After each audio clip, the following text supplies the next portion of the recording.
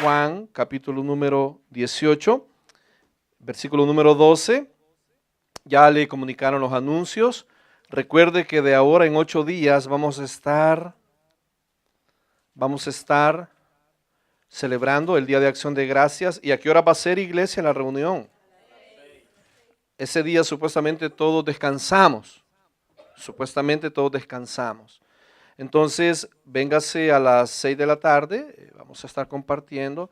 Y yo sé, hermanos, que hay cenas familiares, yo sé que muchas personas viajan fuera del país, fuera de la ciudad, etc. Pero igual, hermano, algo que yo siento en mi corazón, irles enseñando poco a poco, es de que también no es que la familia de la fe sea más importante que su familia sanguínea, pero también como creyentes debemos de hacer el espacio para nuestra familia en la fe y las actividades dentro del cuerpo de Cristo. Entonces, si tiene planificada cena con su familia, pues véngase y comparte el servicio y pues tome algo ligero y posteriormente puede irse para donde su familia, no hay ningún problema.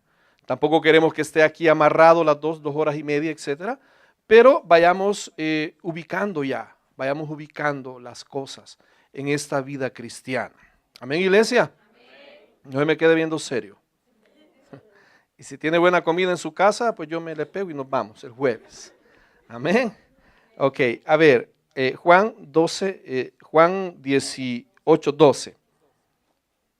Y esta noche vamos a hablar acerca de cuidarnos de no negar nuestra fe.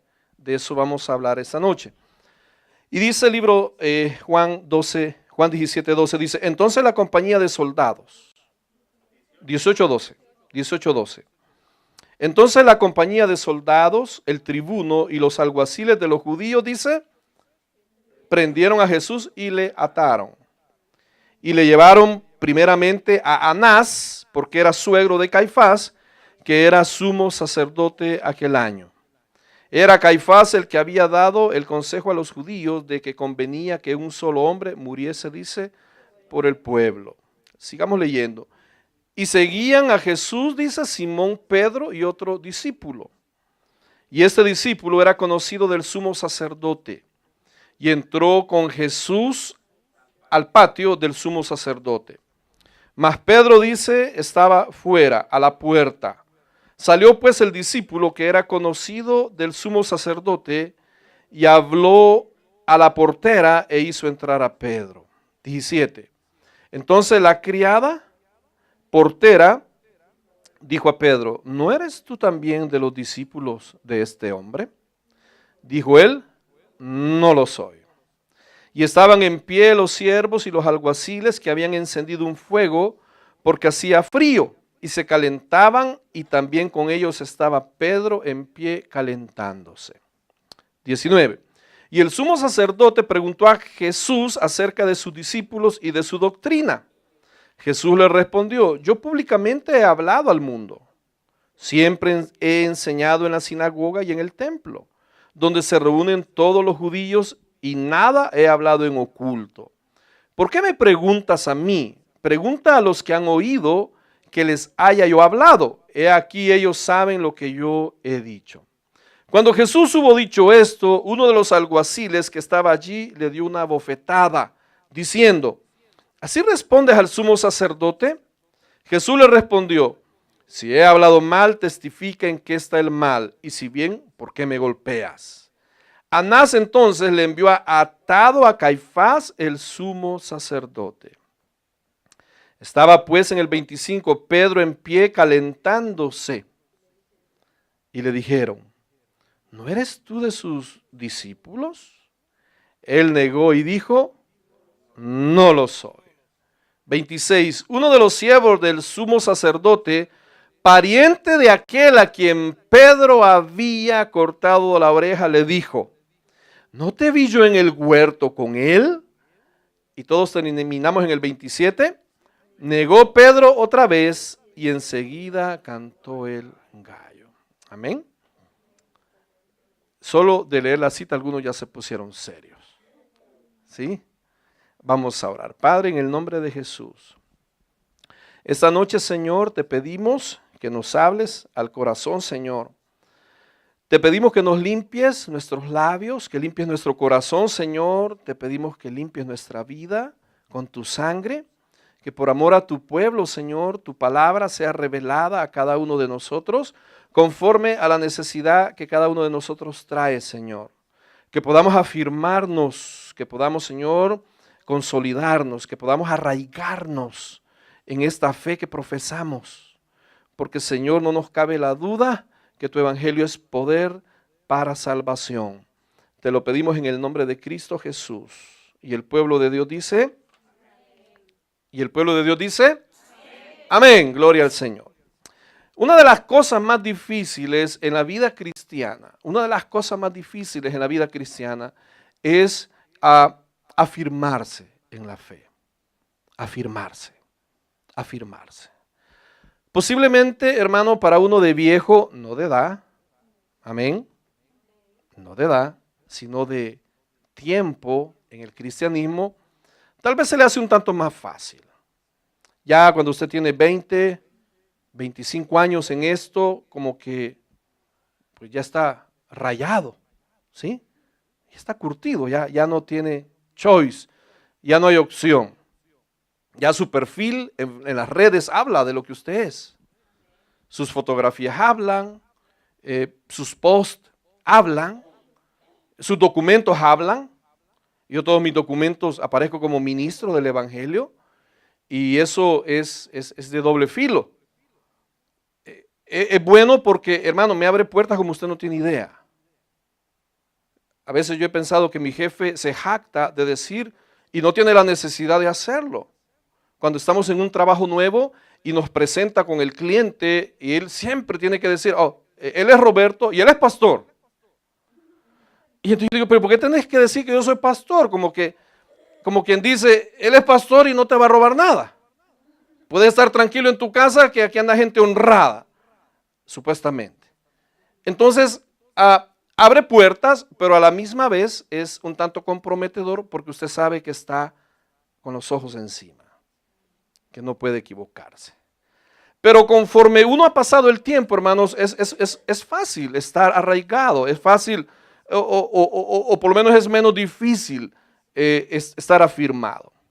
Pero cuando está comenzando en el Evangelio, cuando no ha tenido una vida consecuente, cuando no ha tenido una vida constante dentro del Evangelio, como que se hace un poco más difícil el hecho de afirmarse, sobre todo el hecho de no negar nuestra fe. Pastor, ¿y cómo niega la fe? No es que va a negar a Jesucristo, pero para ponerle un ejemplo fácil, muchas veces le dicen, Dios le bendiga, hermano. ¿Y cuál es la respuesta que se espera de un hermano en Cristo? Amén, varón, bendiciones. Pero muchas veces la presión social, la presión de los amigos, la presión en el trabajo, dice, Dios bendiga. ¿Y cuál es la respuesta que dan? Muchas gracias. Entonces usted dice, está comenzando, dice. Todavía no está firmado. Ahora, le tengo buenas noticias, hermano. A mí mi pastor me enseñó que cuando usted está empezando a caminar en esto, van a suceder tres cosas. Al principio lo van a criticar. Al principio lo van a criticar. Prepárese porque lo van a criticar. Se van a burlar. Lo van a cuestionar. ¿Y qué le van a decir? Oh, ya te lavaron la cabeza. ¿Qué le van a decir? ¿Qué le van a decir? ¿Quién me ayuda? ¿Ya le estás yendo a dejar los diezmos al pastor? Qué galán que así fuera, hermano. No tuviera necesidad de trabajar. Este día salía a las 4. Qué bonito que así fuera. Y aún así, ¿qué le dicen? Dice, ya te hiciste aleluya. ¿Verdad? Le dice, ya traicionaste la religión de tus padres. Y hermano, al principio lo van a criticar, lo van a señalar, se van a burlar. Pero sucede algo, si usted sigue una vida consecuente, si usted sigue una vida constante, si usted sigue afirmándose como las plantitas que sembramos afuera, que conforme van pasando los días, ellas van pegándose más en la tierra, ¿sí, amén? Luego de criticarlo, oiga bien, lo van a comenzar a, mire, ¿qué es esto? Lo van a empezar a observar. ¿Y sabe qué van a decir? Oh, dice, le pegó fuerte a la Erika, dice. ¿Sí? Le pegó fuerte al Carlos, porque no dicen ni al hermano ni a don Carlos, como que fuéramos hermanos, ¿verdad? Le pegó fuerte al Carlos. Así dice gente, dice, ahí hay un tal Zúñiga. Voy a ir a oír cómo predican, dice. Un tal Zúñiga. Ya no es ni hermano, ni, ¿verdad? Entonces después lo van a observar. Y lo van a observar. Y entonces van a ver si es verdad. Van a ver que ya pasó varios días y usted sigue afirmado en el evangelio. Y luego que lo hayan observado, oiga bien, luego que lo hayan observado, se le van a acercar y entonces van a terminar pidiéndole consejería. Van a terminar pidiéndole su opinión. No, hombre, preguntémosle al hermano. A ver qué dice. Preguntémosle a fulano, él es más cuerdo de todos estos locos, él es el más cuerdo. Él es el que se iba a la iglesia, a él preguntémosle. O sea, al final, hermano, al final lo van a admirar y le van a pedir su opinión. Ahora, ¿de qué está hablando el pasaje y por qué le estoy hablando todo esto? Porque en el pasaje que acabamos de leer, prácticamente en medio de todo lo que Jesús está atravesando, hay un montón de situaciones a su alrededor, gente negándolo, y usted ve, por ejemplo, el versículo número 12, donde de una u otra manera empiezan a negarlo, por motivos religiosos, por motivos de intereses personales. Vea por favor en el versículo 12 dice, entonces la compañía de soldados, el tribuno y los alguaciles de los judíos prendieron a Jesús, dice, y le ataron. ¿Qué había pasado? La semana pasada estudiábamos, van al huerto de Getsemaní, van junto con Judas en medio de la oscuridad, con fogatas, con antorchas, y en medio de los árboles de olivo, en medio de los árboles de olivo, ahí está el huerto, Jesús está orando con sus discípulos y ahí llega Judas con un montón de autoridades romanas y judías. ¿A qué llegan? Llegan a prenderlo, llegan a apresarlo. Y entonces en el versículo número 12 sigue contando la historia, habla de la compañía de soldados, habla del tribuno, habla de los alguaciles y dice que lo prenden y lo atan, como que es reo. Y luego dice en el versículo número 13, y le llevaron, y esto es importante, primeramente a Anás, porque era suegro de Caifás, que era sumo sacerdote aquel año. Ponga atención en el versículo 13. Le voy a preguntar, ¿quién era el sumo sacerdote ese año? ¿Quién era? Lea el versículo 13. ¿Quién era? Era Caifás. ¿Sí? Dice, y le llevaron primeramente a Anás, porque era suegro de Caifás, que era sumo sacerdote del año. El sumo sacerdote ese año, ¿quién era? Era Caifás. Es decir, a la persona a quien tenían que llevarle primeramente a Jesús, ¿a quién era? Era el sumo sacerdote. ¿Y cómo se llamaba el sumo sacerdote? Pero no se lo llevan a Caifás. ¿Se lo llevan a quién? A Anás. ¿Por qué? Porque Anás era su suegro. Ahora, ¿por qué se lo llevan a Anás, hermano? Porque si bien es cierto, Caifás era el sumo sacerdote, pero quien seguía influyendo, quien tenía una gran influencia, quien seguía gobernando, digamos, tras bambalinas, quien seguía dirigiendo las riendas religiosas de Israel, no era Caifás, que era el sumo sacerdote, sino que era su suegro. ¿Sí?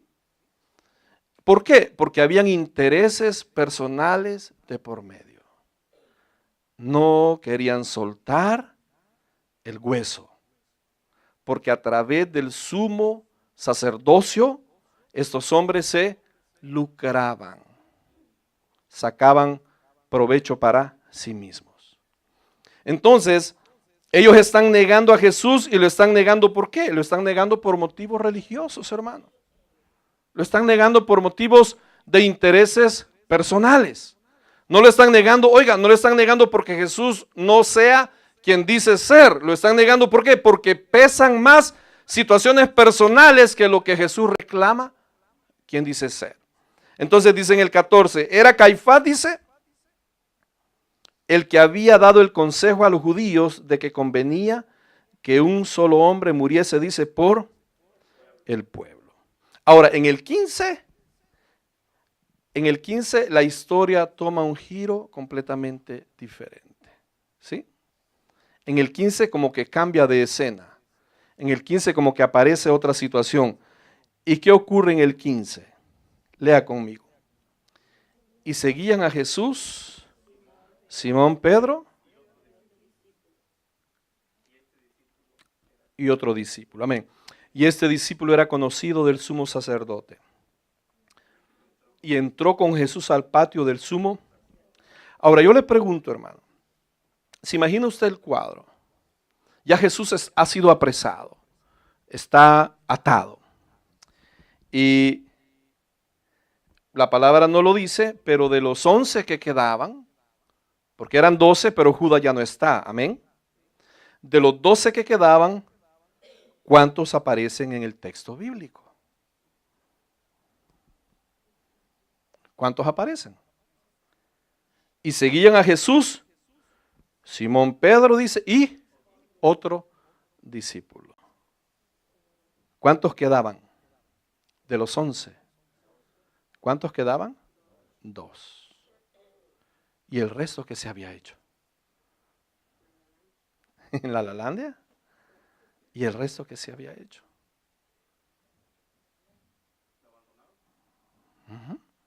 ¿Qué se había hecho el resto? Y es que, hermano, cuando las cosas se ponen difíciles, es que ahí va a demostrar usted verdaderamente la profundidad de sus convicciones.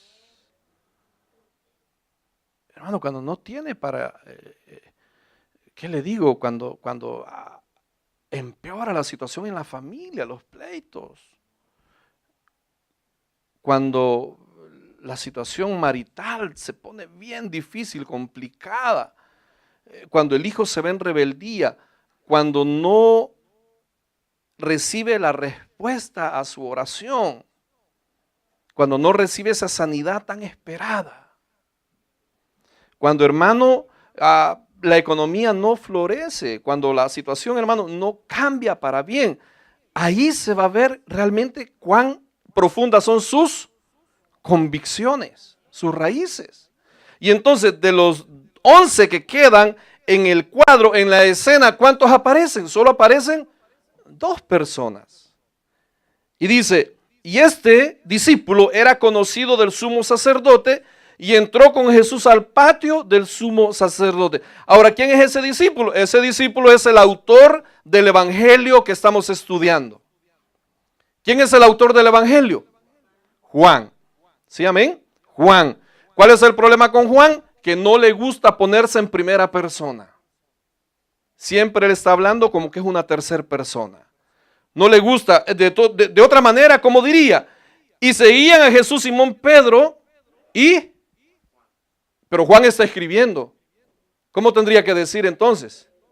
Y yo. Y eso es lo que trata Juan de evitar. Entonces, y luego diría, y yo era conocido del sumo sacerdote. El sumo sacerdote me conocía.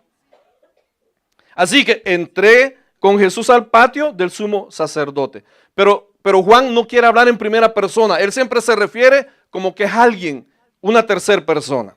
Ahora, lea el 16. Mas Pedro estaba fuera a la puerta. ¿Qué había ocurrido? Sencillo. Entran a Jesús al patio al patio del templo, Juan, que es conocido del sumo sacerdote, lo dejan entrar, pero ¿qué pasa con Pedro? ¿Qué pasa con Pedro? Se queda afuera. ¿Y con quién más?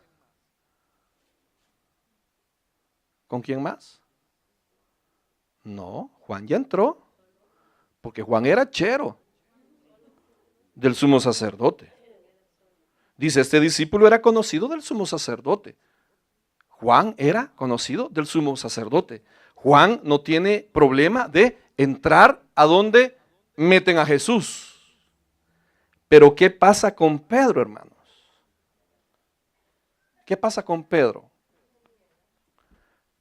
¿A dónde se queda Pedro? A ver, sígame acá. Necesito las mentes acá. ¿A dónde se queda Pedro? Afuera. ¿Y con quién se queda? ¿Con quién se queda? ¿Cómo? Doble porción de pan para Erika. ¿Se queda? Solo. ¿Sabe cuándo comienza a correr riesgo de negar su fe? ¿Cuándo? Cuando se queda solo. Cuando siente que todos lo han abandonado. Cuando siente que no hay personas en quien buscar refugio. ¿Sí? Cuando siente que las personas que eran aleras suyas. Cuando siente que las personas que eran incondicionales en su vida por alguna razón, hermano. Y muchas veces porque Dios lo permite. Porque Dios quiere hacerlo crecer a usted solo. No en grupo, no en pareja, no en tríos, sino que solo. Y entonces, ¿qué pasa con Pedro? Juan no tiene problema en entrar al patio a donde han llevado a Jesús apresado, atado. ¿Por qué? Porque es conocido del sumo sacerdote. Pero Pedro, al no ser conocido por ninguno de ellos, se queda fuera del patio y se queda solo. Y entonces ahí comienza ¿qué? Comienza el declive de Pedro. ¿Por qué? Porque no logra mantenerse firme, a pesar de estar solo. Hermano, porque nunca estamos solos, hermano. Llegó un predicador a El Salvador, de Costa Rica, su nombre es Hugo Solís, y Hugo Solís, el pastor Hugo Solís, nos dejó un refrán. Y él decía, el Señor y yo somos mayoría. El Señor y yo somos mayoría. Por eso dice el salmista, aunque un ejército acampe contra nosotros, aunque un ejército acampe, dice, contra mí. ¿Qué dice? No temeré. Aunque contra qué, contra mí, singular, primera persona.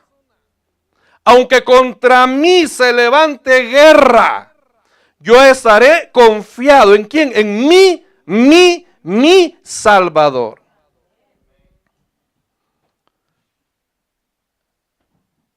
El problema es que Pedro no logra entender eso. Y cuando queda solo, ve el versículo 16, mas Pedro estaba afuera, a la puerta. Salió pues el discípulo, y hermano, oiga bien esto. Muchas veces cuando quedamos solos, más tardamos en meternos en problemas que el Señor llegue a nuestro auxilio. ¿Está acá? Se lo voy a repetir. Cuando quedamos solos, hermano, es que mire, si solo aguantáramos un poquito más de tiempo y nos quedáramos tranquilos, créame, el Señor llegaría en nuestro auxilio. Pero no, tenemos que meter las manotas en el asunto. Tenemos que meter las patotas en el problema. Tenemos que buscar a la comadre, al compadre que nos presten el dinero. Tenemos que trampear una firma en un documento. Tenemos que llevar a alguien que mienta por nosotros. Tenemos, hermano, que defraudar, tenemos que hacer algo indebido, algo ilegal. Como alguien me contaba, estaba a punto de llegarle el permiso de trabajo y se mete a trabajar con un social chueco con su nombre legal, correcto. ¿Me está siguiendo? Siquiera hubiera sacado el social a nombre de Juan Pérez, Pedro Infante, qué sé yo. Pero no, saque el social a su nombre propio de él. ¿Cuándo le va a llegar su permiso de trabajo? Y usted sabe lo que es eso. Eso es, hermano, es la horca eso. Es fraude, es esto, felonía, aquí, allá, delito federal, deportación, esto, lo otro, lo otro, lo otro. ¿Y sabe cuál fue la salida que le dio el abogado? Aquí lo único que te queda es perderte, le dijo. Aquí lo único que te queda es perderte. Porque eso no te lo perdonan ni en 20 años. Mira la gran salida del abogado. Si solo era de esperar un poquito, hermano, para que le llegara su social correcto, su permiso de trabajo con el cual podía sacar todos el social aquí, allá, lo otro. Y entonces, ¿por qué le digo eso? Ve el versículo 16, hermano, no me lo estoy sacando de la manga, no me lo estoy inventando. Es lo que está en la palabra. Ve el versículo 16, mas Pedro estaba fuera a la puerta. Salió pues el discípulo que era conocido del sumo sacerdote y habló a la portera. ¿Y qué hizo?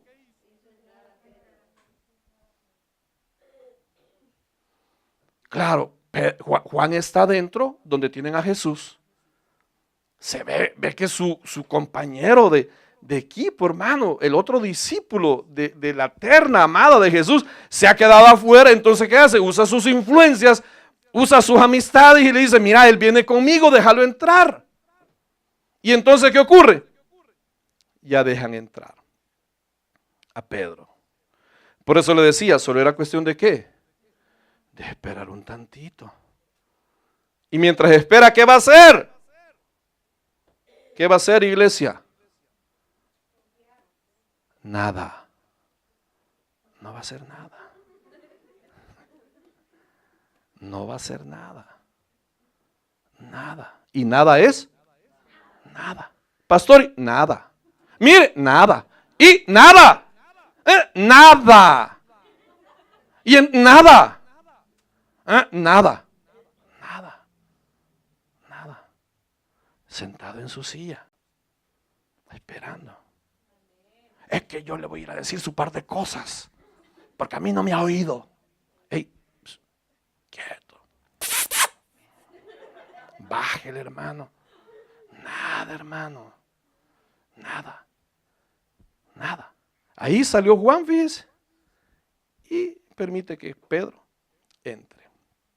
Ahora, ve el versículo número 17. Entonces, la criada, portera, dijo a Pedro, ¿no eres tú también de los discípulos de este hombre?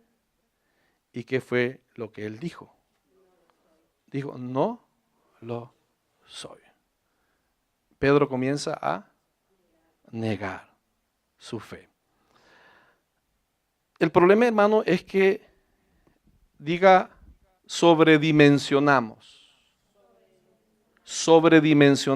nuestras capacidades, sobredimensionamos nuestra fortaleza, sobredimensionamos el pensar que podemos manejar ciertas cosas en nuestra vida. Se lo voy a poner con un ejemplo. Es como el borrachito que ha dejado de tomar, el alcohólico que ha dejado de tomar y que piensa que ya puede manejar el alcohol. Como ya tiene 1 mes, 2 meses, 3 meses de sobriedad. Y le estoy hablando con propiedad porque yo fui alcohólico anónimo. Antes de venir al evangelio fui alcohólico anónimo. Y entonces él cree que puede dejar o manejar la bebida. Entonces, cree que puede estar en medio de una reunión social con tragos, con cervezas, con vodka, con whisky. Y no sigo hablando porque se va a despertar la insidia, además de algunos, ¿verdad? Seca la garganta. Y dice, bueno, yo puedo manejarlo. Yo puedo manejarlo. No hay problema. Y entonces van pasando las horas, se van poniendo así zapatones, alegrones, ¿verdad? Va subiendo la temperatura y el musicón ya está más fuerte, ya empieza el hermano en Cristo con el piecito, ¿verdad? A seguir el atulún tulún, ¿verdad? Y de repente ya está moviendo la cadera, ¿verdad? Y entonces ya es más nochecito, ya están más cachudos los demás, y entonces, no, hombre, una no es ninguna, echátelo, hombre. Si no te está viendo el pastor, dale, hombre, si no te van a regañar, no te van a decir nada, dale. Sobredimensionamos las capacidades. Creemos que podemos manejar las cosas. ¿Sí? Y entonces, ¿qué ocurre? No, hombre, abajo, arriba, abajo. Y lo peor que mire, es que para verlo caer, créame, se reúne toda la pacotilla a darle cuerda, a darle vara. Porque la caída todos lo celebran, pero para levantarlo nadie tiende la mano.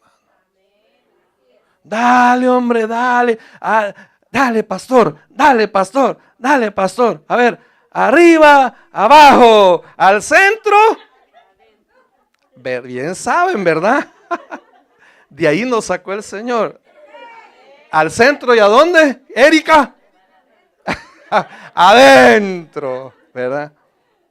Adentro. Allá había una botella de alcohol en El Salvador, pero estoy hablando de las cantinas, ¿verdad? Alcohol destilado, 100 grados, yo no sé cuánto, de eso que le raspa. Que los pobres bolitos reúnen ahí la cora para darles el vasito y con un limón, ¿verdad? Y entonces decían, hasta donde dice muñeco, hasta ahí decían que, pum, para adentro.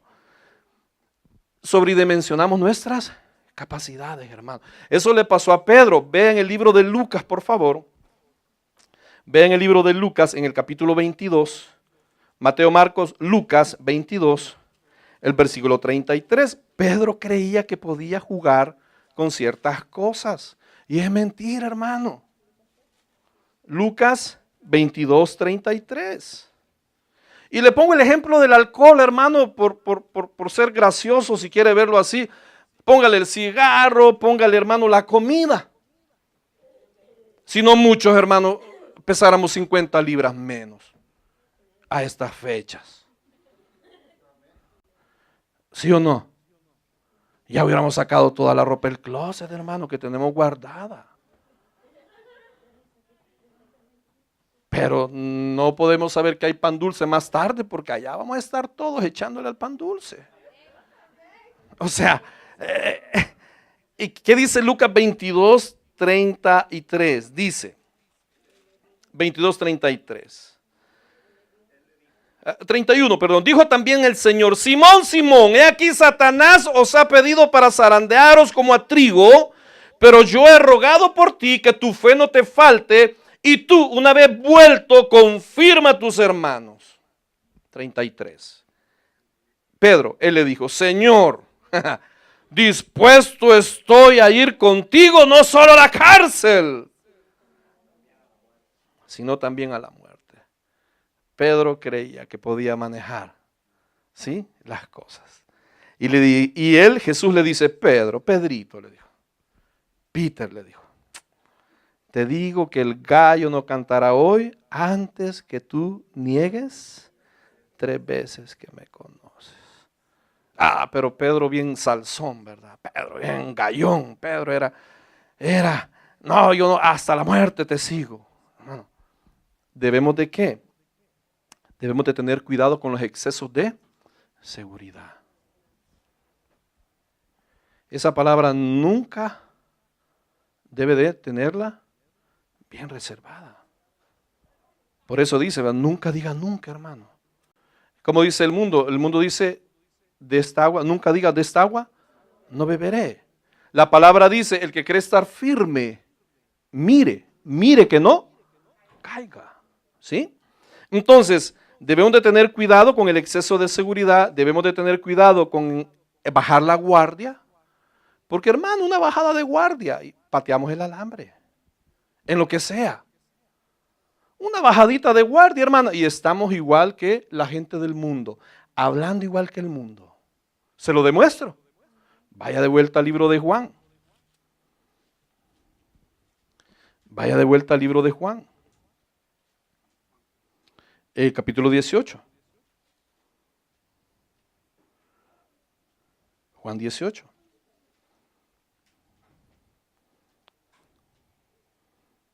Siempre en el versículo 17.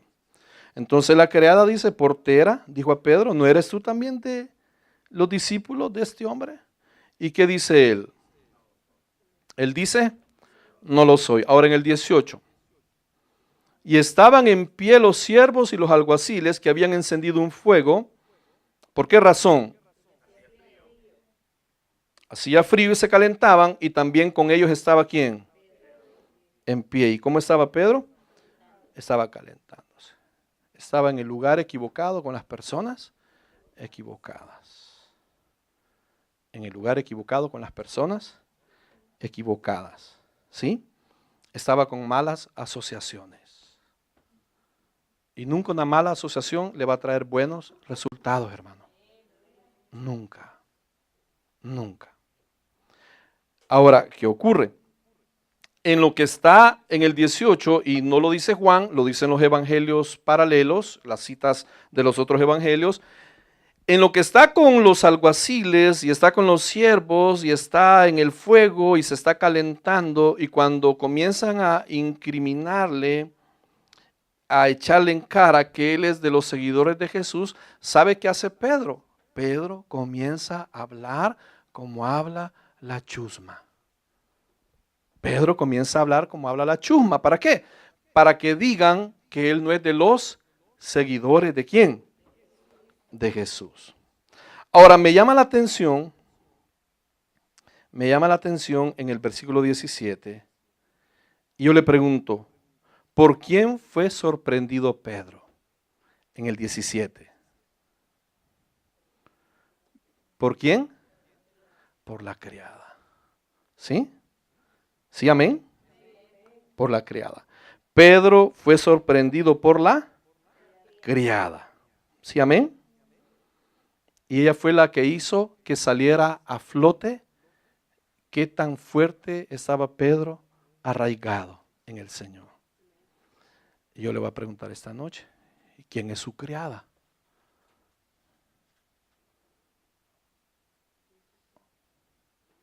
¿Me entiende la pregunta retórica? Sí. O sea, ¿quién es su criada? ¿Quién es? O su criado, pues, porque aquí vemos hombres y mujeres. ¿Quién es esa o ese que hace que salga ese que no debería de salir? Vuelva a ver a su vecina. Vea de cara de sospecha. ¿Sí? Porque siempre va a haber un criado en el lenguaje figurado. O una criada. ¿Qué? Que la palabra sería que de alguna manera haga que salga de nosotros esa parte que debería de estar ¿dónde? Muerta para Cristo. ¿Sí? ¿Me está siguiendo? ¿Seguimos siendo amigos? Sí, amén, seguro. Amén. Ahora dice, en el 17, la criada le pregunta a Pedro, y Pedro pues sigue negando al Señor, ¿verdad? Ahora, vea algunos resultados, hermanos, rápidamente, por el tiempo. Vea algunos resultados de estar en el lugar equivocado con las personas equivocadas. Muchas veces, hermano, va a venir miseria a nuestra vida. Miseria. Vea, por favor, Números 33:55. Números 33:55. Y pastor, ¿por qué habla de esto? Hermano, porque mi deber es guardarlo. Y guardarme yo también. Génesis, Éxodo, Levíticos, Números. Números 33, 55. 33, 55. Y el primer resultado, hermano, de estar en el lugar equivocado es miseria. 33, 55. ¿Qué dice el Señor? Dice, el 54, y heredaréis la tierra por sorteo de vuestras familias. A los muchos daréis mucho por herencia, y a los pocos daréis menos por herencia. Donde le cayere la suerte, dice, allí tendrá cada uno por las tribus de vuestros padres heredaréis. 55. Y si no echareis a los moradores del país de delante de vosotros, sucederá que los dejaréis de ellos, que los que dejaréis de ellos serán por aguijones en vuestros ojos y por espinas en vuestros costados, y os afligirán sobre la tierra en que vosotros habitaréis. Además, haré a vosotros como yo pensé hacerles. ¿A quiénes? A ellos. ¿Qué estaba pasando? Israel iba a heredar una tierra, Israel iba a entrar a la tierra prometida, pero tenían como mandamiento que tenían que raer, tenían que quitar de en medio todos los habitantes que estaban ahí. ¿Por qué razón? Porque si los dejaban, ¿qué iba a ocurrir? Iban a ser por aguijones a sus ojos. Y es interesante, fíjese, el lenguaje figurado de la Escritura. Una de las reglas de interpretación, de hermenéutica de la palabra, es que usted debe de interpretar literalmente hasta donde puede. Cuando la interpretación literal ya no es posible, entonces entra la alegoría, los simbolismos. Si usted dice, si tú lo dejas con vida, te va a hacer aguijón en los ojos. Y usted dice, trate de interpretarlo literalmente, ¿puede? ¿Puede? ¿Alguien cómo va a ser aguijón en los ojos? Ni que fuera abeja o avispa. Una avispa tiene un aguijón. Entonces, literalmente no puede. Busca la interpretación alegórica, simbólica. Entonces dice, si usted deja situaciones alrededor con vida, o siga asociándose a esas situaciones, a esas personas, en algún momento esas personas le van a aguijonear la vista. Es decir, van a presentar cosas que le van a hacer tentación a su vida. ¿Me está siguiendo? Entonces la tentación le va a aguijonear, la tentación le va a entrar por los ojos y ¿qué va a ocurrir? Va a tener peligro de ¿qué? De caer. ¿Sí, amén? ¿Estamos bien? Luego dice que va a ser por espinas en sus costados, ¿sí? Van a ser molestos al final. Va a ser, ¿qué le digo? Le va a quitar la paz. Entonces, ¿qué trae? Las malas asociaciones. Traen miseria, ¿sí? Le pregunto, ¿cómo cree que se sintió Pedro? Vuelva al libro de Juan para ir terminando. ¿Cómo cree que se sintió Pedro después de haber negado a su Señor? Miserable, ¿sí? En miseria por dentro. Sentía, wow, que le había fallado a su Señor. Vaya al libro de Juan de vuelta.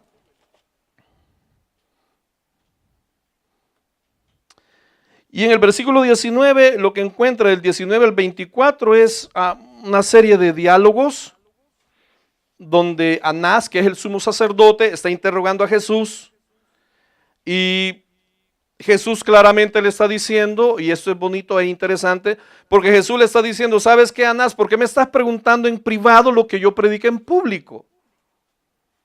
Si tú quieres saber de lo que yo prediqué, le está diciendo, yo nunca prediqué a escondidas, nunca prediqué a personas así aparte. Siempre cuando yo prediqué, siempre lo hice abiertamente, siempre lo hice públicamente, siempre lo hice sin esconderme. Si tú quieres saber de lo que yo predicaba, pregúntale a cualquiera.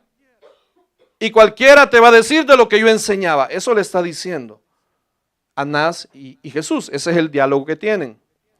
Cuando Jesús le da esa respuesta, uno de los alguaciles bofetea al Señor y el Señor todavía se vuelve a él y le dice: ¿por qué me estás abofeteando? Si tienes algo en contra mía, presenta pruebas, y si lo que estoy diciendo es correcto, no tienes por qué abofetearme. Eso le está diciendo el Señor. Ahora en el 25, estaba pues Pedro en pie calentándose y le dijeron, la turba que estaba, y le dijeron: ¿no eres tú de sus discípulos? ¿Y qué dijo él? Él negó y dijo: no lo soy. Ahora, en el 26, y es que, hermanos, mire, de veras que cuando ya somos creyentes, y con esto voy a terminar, si le piden a Kaylee que pueda venir, o quien va a ayudarnos con el teclado. En el 26, hermanos.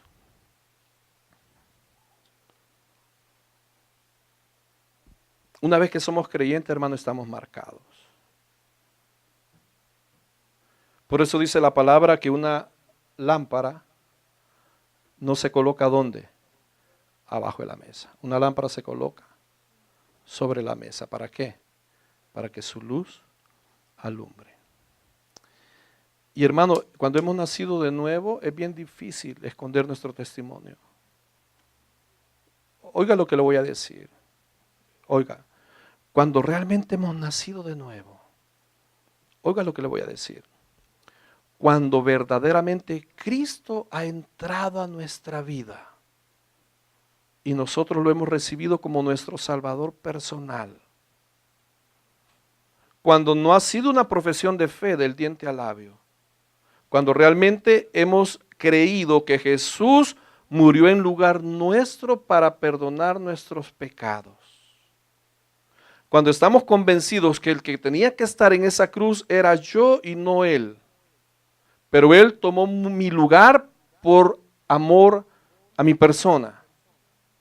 Y que Él, siendo justo, siendo santo, siendo sin pecado, siendo Dios de la gloria, hecho hombre, humillándose hasta lo sumo, tomando forma de siervo, tomó mi lugar y murió, pero no solo murió, resucitó y está a la diestra del Padre intercediendo por mí. Y ha venido el Espíritu Santo a morar en mí. ¿Me está siguiendo? Es inevitable un cambio. Va a haber un cambio en su vida. Va a haber un cambio. Va a haber un cambio. Hermano, va a empezar a ver las cosas diferentes. Como dicen en mi país, ya no lo van a asustar con el petate del muerto. Hermano, aquello que antes dimensionaba y se ahogaba, hermano, hoy lo toma con serenidad. Hoy tiene una esperanza. Hoy tiene, hermano, un consuelo. Hoy, hermano, tiene algo que lo fortalece por dentro. Entonces, cuando recibimos al Señor es inevitable el cambio, hermano. Es inevitable. Y muchas veces, hermano, usted no tiene que hacer nada. El Señor va a empezar a obrar en nosotros.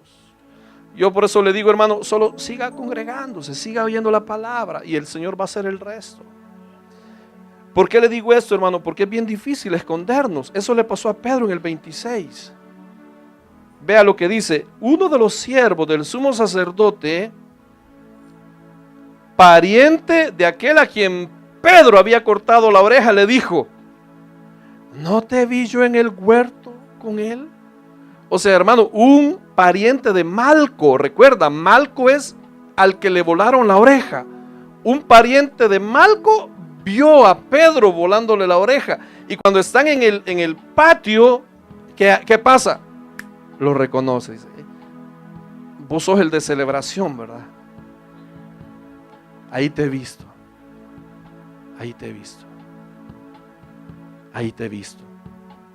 Porque no podemos esconder el cambio que Él ha hecho en nosotros.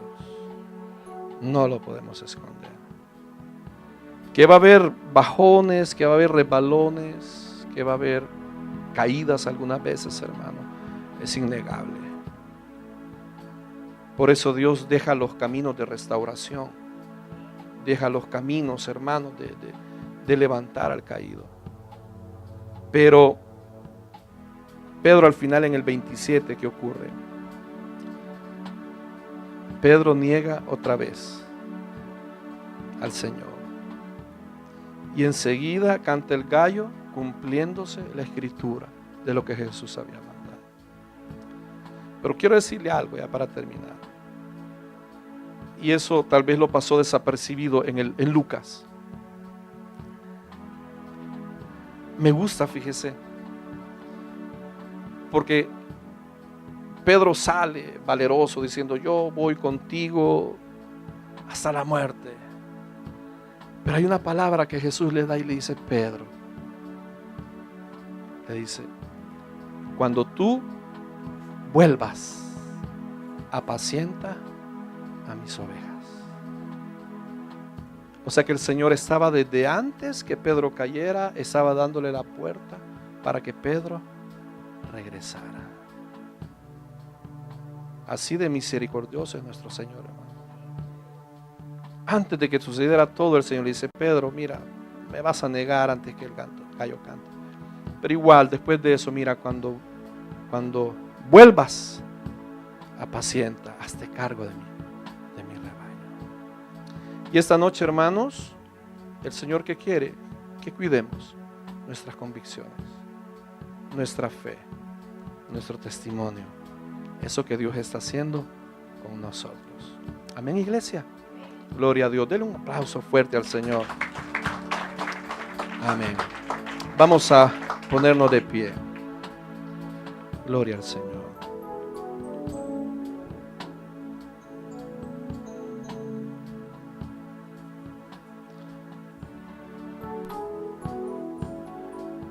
Gracias, mi Dios, por tu palabra.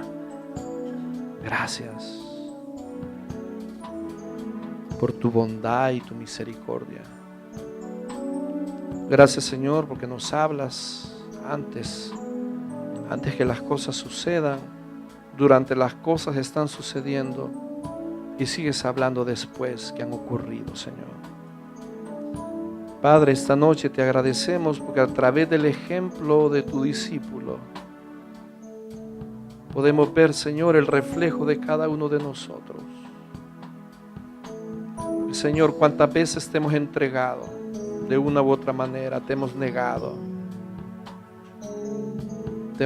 de tantas maneras, te hemos negado de diferentes formas, con diferentes personas y en diferentes circunstancias. Te damos las gracias por tu misericordia, porque a pesar de todo, tú siempre permaneces fiel con nosotros. Y esta noche, mi Dios, ayúdanos a no juzgar, para no ser juzgados. Esta noche, Señor, ayúdanos a que sobre todas las cosas el amor gobierne en nuestros corazones. Que cuando veamos, Señor, al hermano de alguna manera, Señor, débil en la fe, en lugar de juzgar y criticar, en lugar de señalar, en lugar de ser duros, crueles, en lugar de darle el tiro final, en lugar de echarle la primera palada de tierra, tengamos el amor de ponernos en su lugar y de la manera como quisiéramos que nos trataran, así tratarlo, Señor.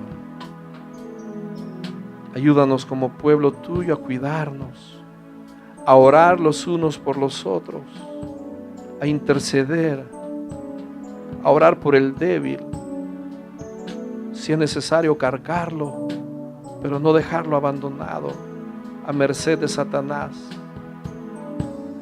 Te pido, Señor, que impere el amor en esta congregación, Señor, que seamos misericordiosos, que seamos comprensivos, que seamos, Señor, sobre todas las cosas, compartiendo el amor que tú dejaste en medio de nosotros. Te damos las gracias, Señor, por el ejemplo de Pedro, porque eso nos hace ver lo frágiles que somos y la necesidad de estar siempre, siempre, siempre pegado a ti, Señor. Al final, mi Dios, en el peor de los casos, recuérdanos que tú vas a estar esperando por nosotros, que volvamos a casa, Señor, que vas a estar esperando nuestro regreso. Gracias por eso, mi Dios. Alabe al Señor, hermano. El mensaje ha terminado. Acepte a nuestro Señor Jesucristo como su Salvador personal. Invóquele de esta manera: Señor Jesús, yo te recibo hoy como mi único y suficiente Salvador personal. Creo que eres Dios, que moriste en la cruz por mis pecados y que resucitaste al tercer día. Me arrepiento, soy pecador. Perdóname, Señor. Gracias doy al Padre por enviar al Hijo a morir en mi lugar. Gracias, Jesús, por salvar mi alma hoy. En Cristo Jesús, mi Salvador. Amén. Ahora usted ha nacido de nuevo a la familia de Dios. Le invitamos a que conozca más de las Sagradas Escrituras. Congréguese en nuestra iglesia